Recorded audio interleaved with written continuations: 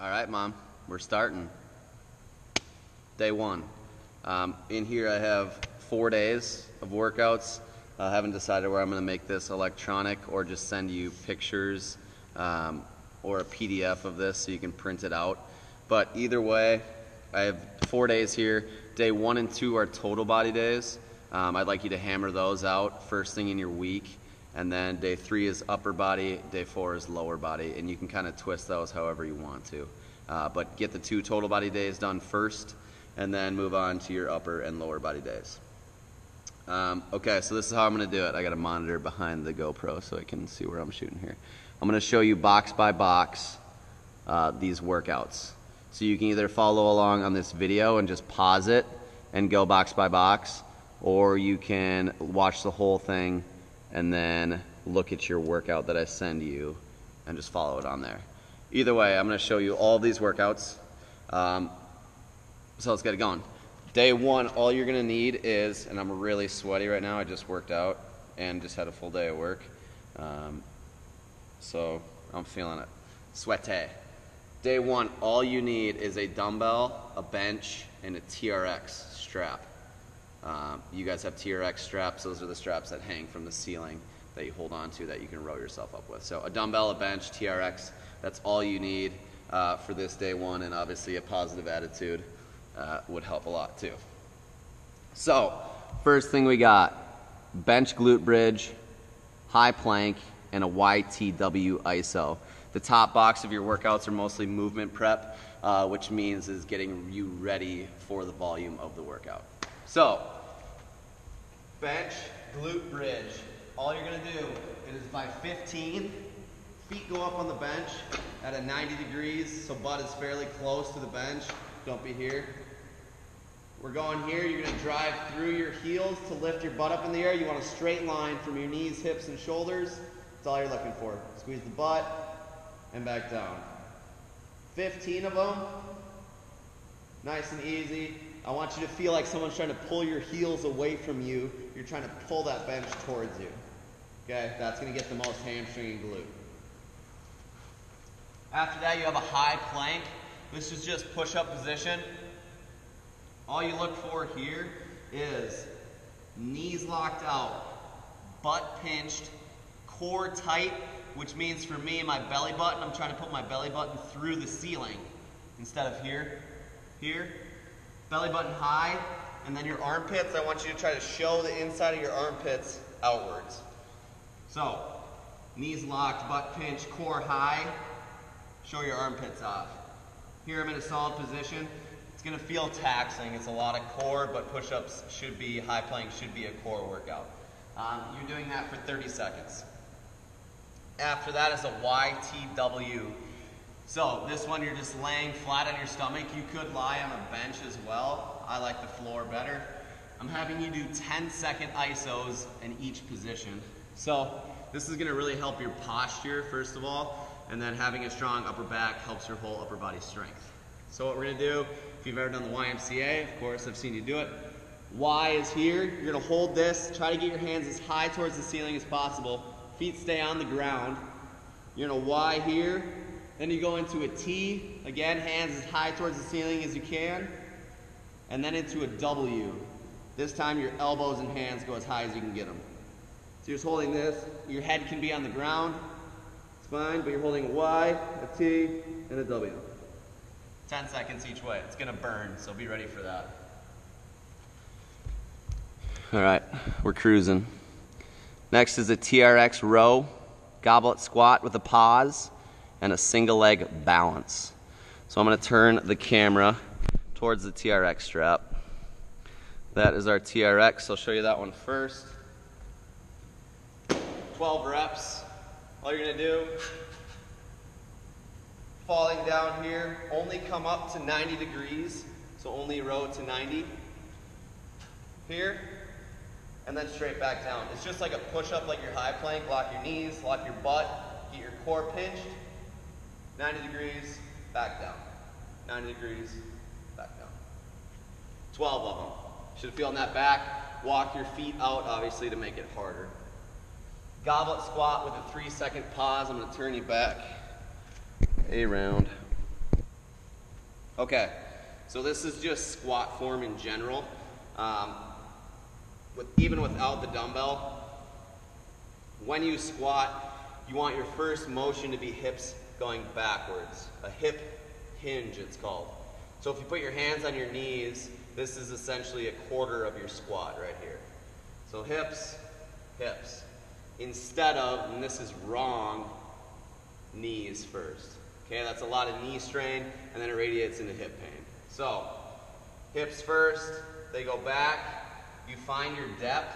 I don't care if it's here, I don't care if it's here, as long as it feels good. And then push through your heels to get up. So, hips go back, hips go down, push through the heels to stand back up. Cool, you should feel butt and hamstring. So, with a goblet squat, you're gonna hold it right here, right next to your chest. You can separate for counterbalance, not too much. Hips go back, sitting down. It's actually easier with weight in your hands. You have a counterbalance, and then push through the heels, come up. So sometimes when you say push through the heels or put your weight in your heels, people will take their toes off the ground. Instead, with your big toes, grab the ground with your big toes. So you keep your toes planted, but your weight is still into your heels. So go into a mirror if you have to, or I'll help you next time I see you with those squats. But with your goblet squats for this one, you're doing a 3-second pause on each rep.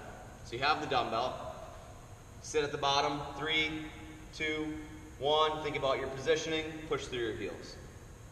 So you're doing 6 reps, each rep you're pausing at the bottom. All right, then a single leg balance. This can be done anywhere with anything. All I want you to do is balance on one leg.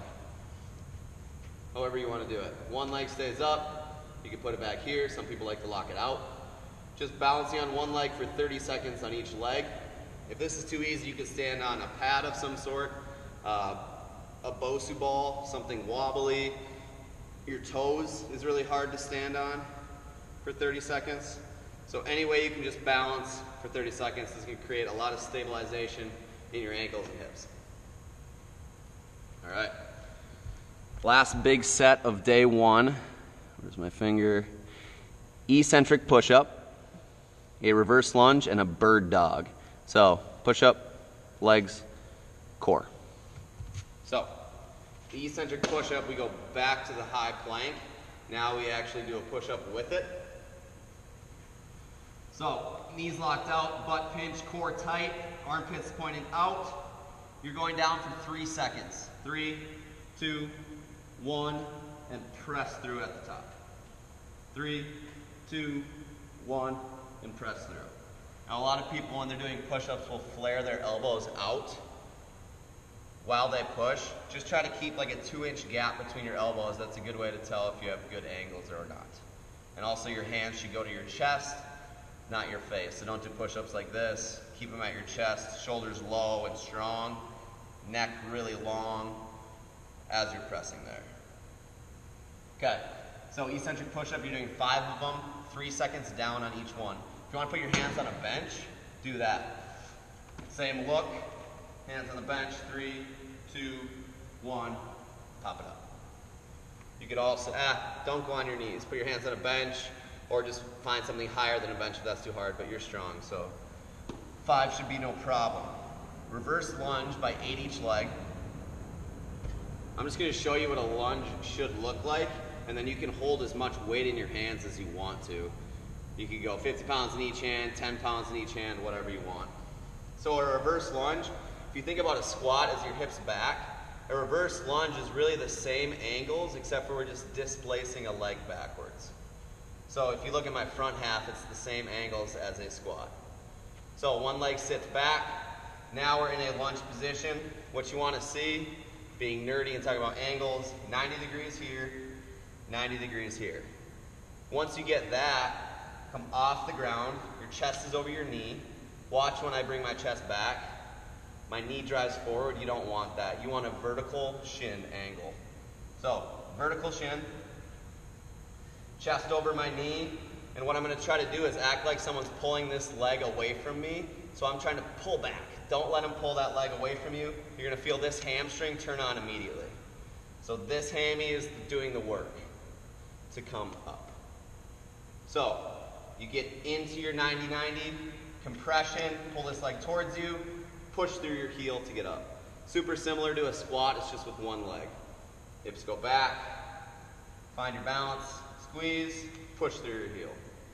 And then again, you can hold whatever weight you want to. You can hold one hand, two hand, same concepts, push through. So 8 of those on each leg, you're gonna feel your hammies burn after that. Your last one is a bird dog by 10 on each side. I do not know why they call it a bird dog. That's just what it's called. And it's a great, great exercise. So here's the basic version of a bird dog. Your right hand and your left leg go straight out. Okay, what you're trying to do is get your foot to touch the back wall. So deep, not high, but deep this way, and the hands extend all the way out. You're gonna touch in the middle and extend out. Touch in the middle, extend out. Okay, if you wanna make this harder, what you're gonna do is watch my back foot that's on the ground, take it off. I immediately start to wobble. It's gonna be a lot harder to do anything that way, only with 2 points of contact on the ground. So you're doing 10 on each side, touch in the middle, extend all the way out. If you want to do it on top of a bench, you can do that, do it on the ground, put a pad under your knees if they hurt, but you should feel core with those bird dogs. Okay, so that is the lifting portion of day 1. I'm sweating, you will be too. Whole bunch of good stuff, good form-based things. The last thing we got is a bike interval. We are doing a 15-second sprint followed by a 40